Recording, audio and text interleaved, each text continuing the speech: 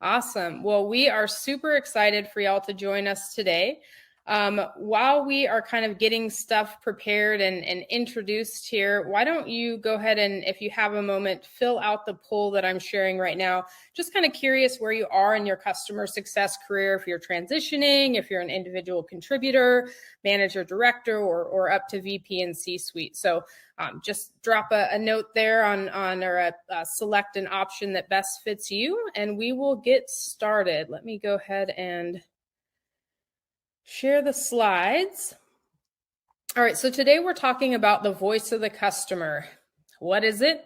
How do we listen to it? How do we collect it? And what do we do now when we're sort of in this age of technology where that voice of the customer can be in a lot of disparate channels? And so that's really the core of what we'll talk to you about today. Just to kick off some introductions, my name is Kate Neal. I'm the Director of Success here at Staircase, Director of Customer Success, rather, here at Staircase. Love to talk about relationships, and I'm just really passionate about the CS space. I've been in it since about 2011.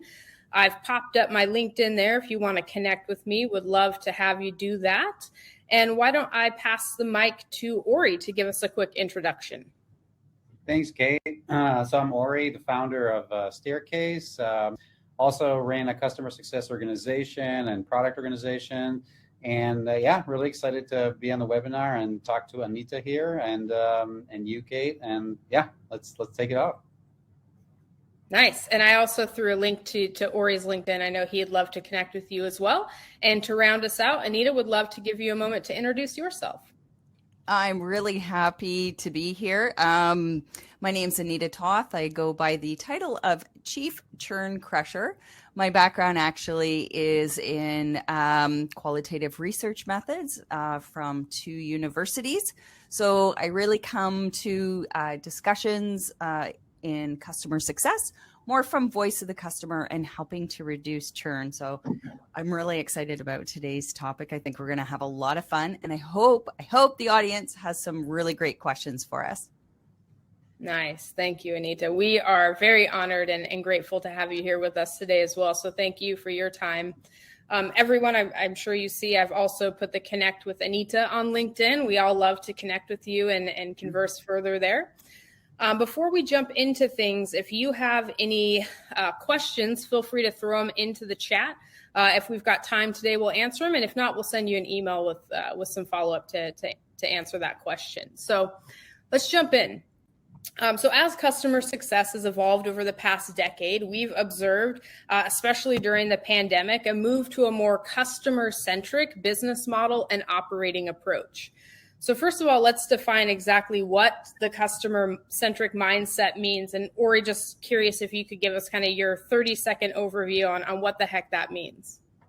Yeah, so I think customer-centric is a mindset, like it says here, where the entire organization is focused on the customer. So I think in the past, there were teams that were focused on dealing with the customers, and there were teams that, built the products and did things. Today, everyone is expected to think about the customer first and foremost. That means from R&D through product, through customer success, through sales, through marketing, everyone needs to think about the customer as really the main focus of their organization.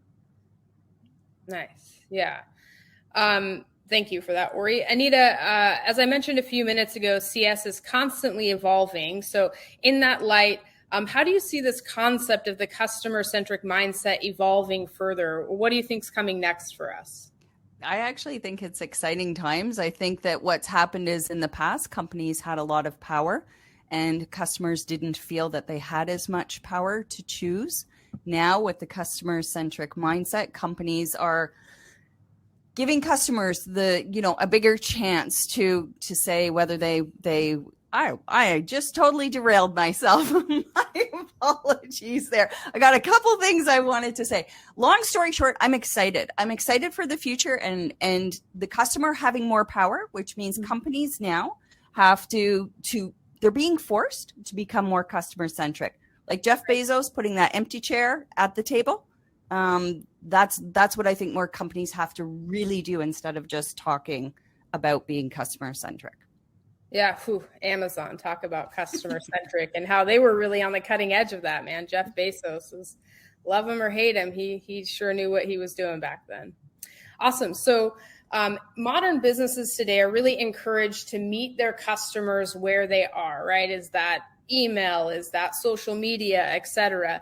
And it's really getting harder and harder to track things like topics and sentiment and the customer journey across all of those, disparate channels. So but we know that doing that is really a paramount to solid CS, right?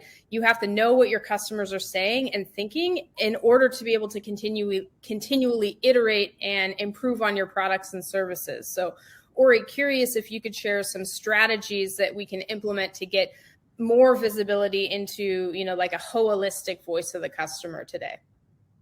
Yeah, thanks, Kate. I think you're spot on there. Basically, today we're at the data age, right? I mean, it's all about the amount of data that we can process and piece together. And I think the big challenge really is that disparate amount of data. That means there are a lot of interactions happening. Think about a B2B customer, then you're sending emails, chats, Zoom calls, whatever, but you're not the only one that's doing that. There's several other people in your organization in several other meetings. And how do you piece that all together? That's one aspect of it. So the second side of it is how do you do it in an efficient way and connect the dots, right?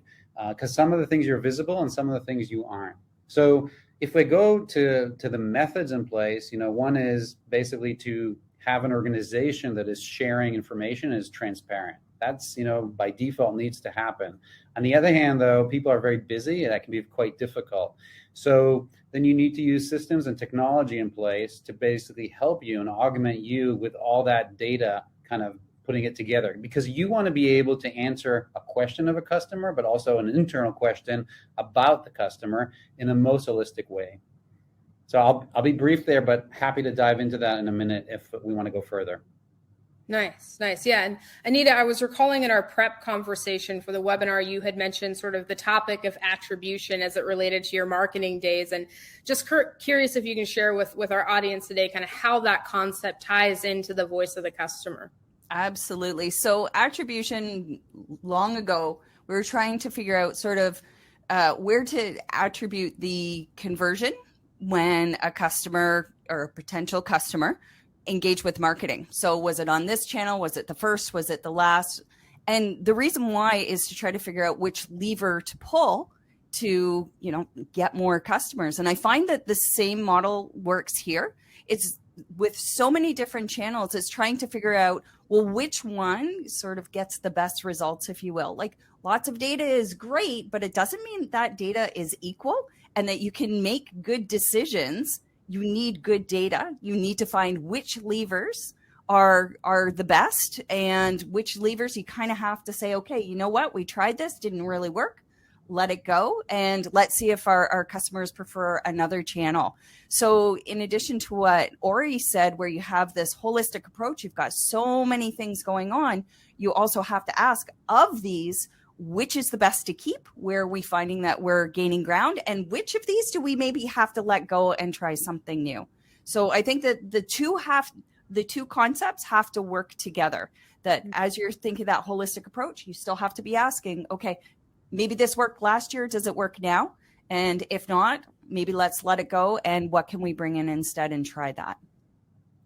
Yeah, I think you make a really good point there of making sure that you're constantly evaluating those things and iterating on them, right? Because what worked for us last year may not work for us this year. And I think the pandemic was a shining example of that for all of us, right? We had to do a complete pivot on how we conducted business and building relationships and connecting with our customers. And I think that, you're right to stay on top of that and make sure you're constantly refining. And Ori, apologies if I interrupted a thought there. Go ahead.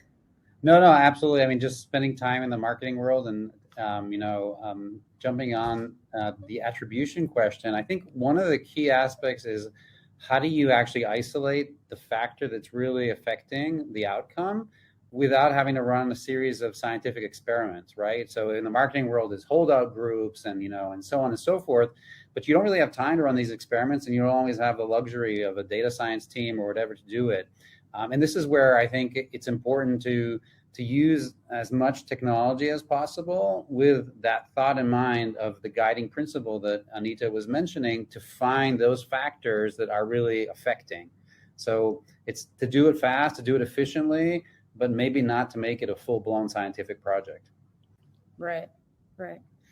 Nice. As we transition to the next slide, I did share another poll. Would love to learn what's your primary channel that you're communicating on customers with. Is that email or Zoom meetings, Slack messages, texts, another way? If you do select another way, we'd love to have you share in the comments what that would be. But I would love to segue into this amazing infographic that is the brainchild of our esteemed guest, Anita. Would love to let you set the tone and introduce the idea of what this is sharing with us.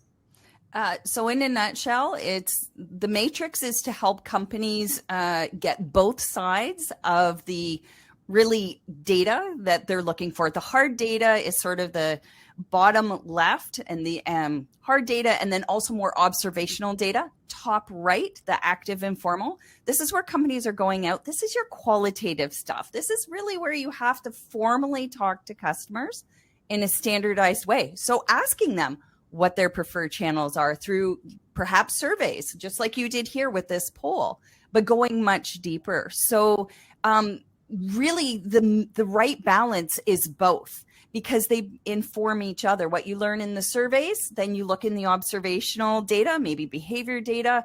Are you seeing that in support calls? What about social media comments?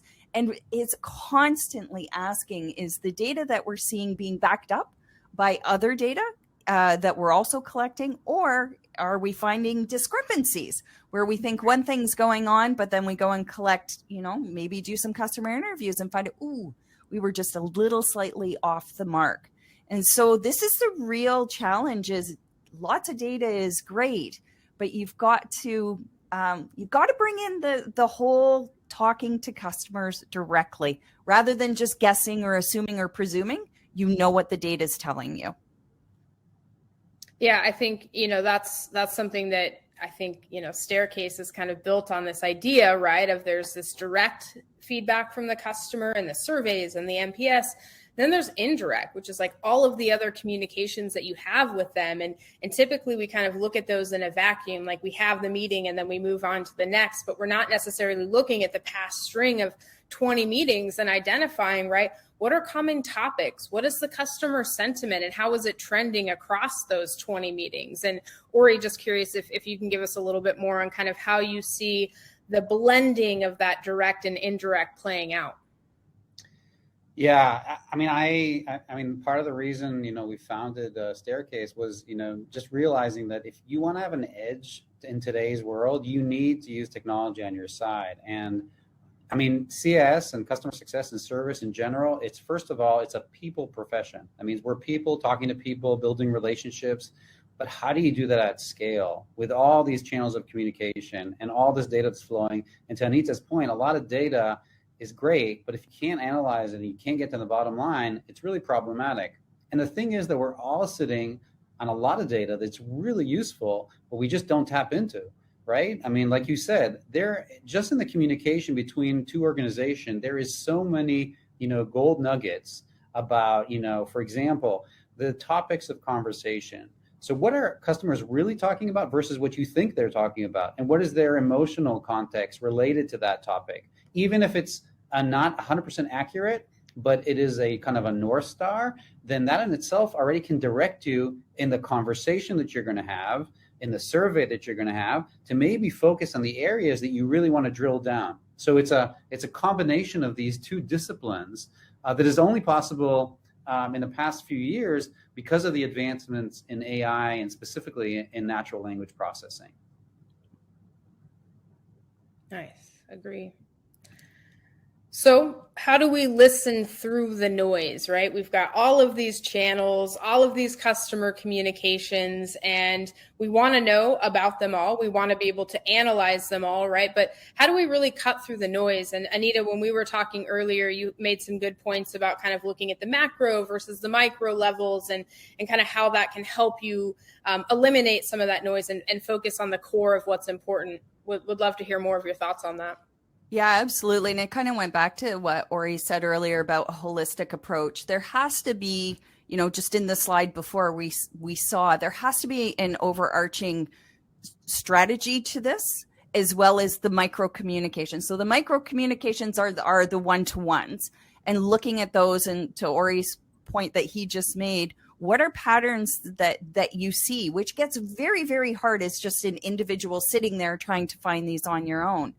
But at the macro level, what is also happening is sentiment changing over time. Like, it's still important to have a balance of both the macro. So you're the strategy overall, what are we seeing, what's shifting at that level, and then what's also shifting in those one-on-one interactions that we know are happening, but maybe we haven't been able to string together the patterns. And as the demands are just going to increase as time goes on, this is where, software tools become very helpful in being able to pull out these patterns that, you have your gut feeling about, but you need the hard data. And so this is what really excites me. I think in many ways, using AI is going to take a lot of that sort of guesswork out of the picture, and just give us those links that maybe we can see, but we haven't quite strung together. So to me, I find that exceptionally exciting. Yeah, I agree. And Ori would love your thoughts as well. Yeah, thanks. I mean, I think that there's no perfect tool out there, right? AI is still, developing and becoming more and more accurate as we go. It can sift through a lot of data and can provide insights. And an interaction with a person carries with it also inaccuracies, right? There's the uncomfortableness of being maybe open and honest. Like, just think about like a churn interview or something like that, right? I mean, especially if you're conducting it and not a third party or something like that. So trying to get that honest answer. So I really think that if you want to get down to the bottom line, you have to combine these two aspects of basically sifting through the noise. Because it is a noise. And I think what's discouraging is that there's a lot of noise and it's hard to do. And this is where you really need, kind of a direction. You need a framework in place and you need some focus. And that's exactly, I think, where, if I look at Anita's diagram from the previous slide, it's really like taking maybe at a first step, one or two of those, quadrants, working on them, and then seeing how you can add, the other aspects of it. So it's kind of like a step approach, because if you're going to try to kind of do everything at once, it's overwhelming, and it's not going to be conclusive. It's one of the biggest problems in marketing. Apropos attribution, is that you get a lot of data and it's hard to really understand, what caused the conversion. So cutting through the noise, you have to have, first of all, a dedication of a resource and time, and that has to be a combination of a human aspect of interviewing and technology to help you work through that, and assign some resources to it. And then start to maybe tackle one problem at a time. For example, you have a theory about what is the main topic of a conversation right now. Let's go check it out and then connect the sentiment to that. And then go interview a bunch of people, get a holistic picture. Is this product or is this feature that I just, brought out to the field, is it actually working the way I think it is? Perfect. Awesome. So we have made it to our final slide. We've got about 2 minutes left. So would love to ask each of you to take maybe 30, 45 second stab at kind of what is your point of view on what the future holds for us in terms of collecting and measuring the VOC. And I think we've touched a little bit on it, but if you could just maybe, summarize concisely, we can end there. Do you want me to go first? I'm happy to go first. You heard me. I'm excited. I'm really excited by this. And I think because, we interview customers on behalf of clients, and transcribing, AI does an okay job right now, but it's still in its infancy. I'm looking forward to a day when that will change, and that AI can, even in some ways, be kind of bridge the gap between just machine and human. And so I think this is going to be great. I'm also really hopeful that it, in some ways, will help new CSMs who are just learning the ropes on what to focus on in conversations, and to maybe pick up those things and become a bit of a training tool. So for me, that's really what I'm most excited about. I didn't make a point about continuous feedback, but that's okay. I'm excited about all of it. Yeah, and I'm excited. I'm really excited to see the advancements that we're making. First of all, in the field of customer success in general, put technology aside, just the thinking, the customer-centric approach, the quest for continuous feedback on all channels.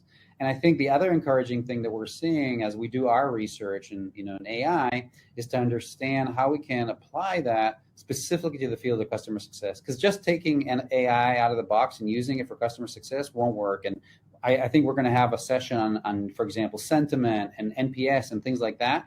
But just to give an example, sentiment in the general context is not the same as sentiment, for example, in the commercial context. That means you could be very polite and very nice, but you're actually giving a very negative message, that you're perhaps evaluating a competitor or leaving, but you're just saying that in a very nice way.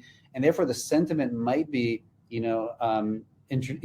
basically thought of as a positive one, but in reality, it's a really negative one. And that's where you really need to customize whatever solution you're using to the, actually business aspect that you're working on. Nice. Well, thank you all so much for taking 22 minutes out of your day to come and chat with us here. It went a little bit over, so apologies on that. Just as a closing note, we've put a link up there if you want to learn more about Staircase, kind of use technology to help round out that more holistic voice of the customer. We'd love to chat with you. Otherwise, please connect with us on LinkedIn and let us know what you thought of today. If you have any questions, we would be happy to answer them there. And yeah, really appreciate, again, your time and hope you all have a wonderful rest of the week. Bye. Thank you. Bye-bye. Thanks, everyone.